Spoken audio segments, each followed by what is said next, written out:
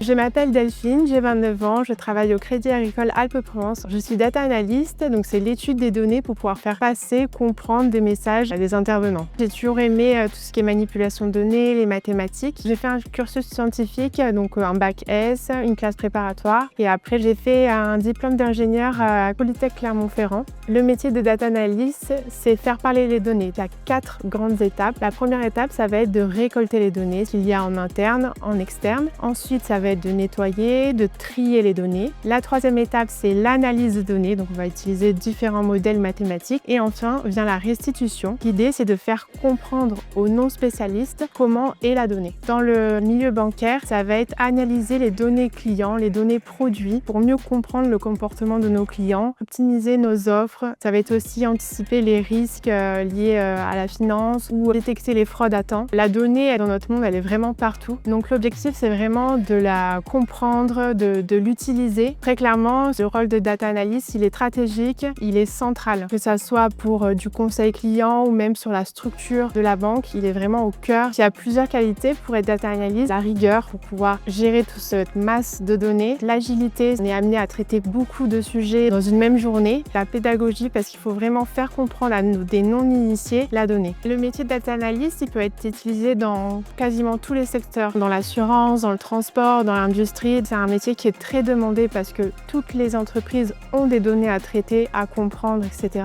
Selon moi, c'est un métier qui a vraiment de l'avenir et où on a plusieurs perspectives d'évolution.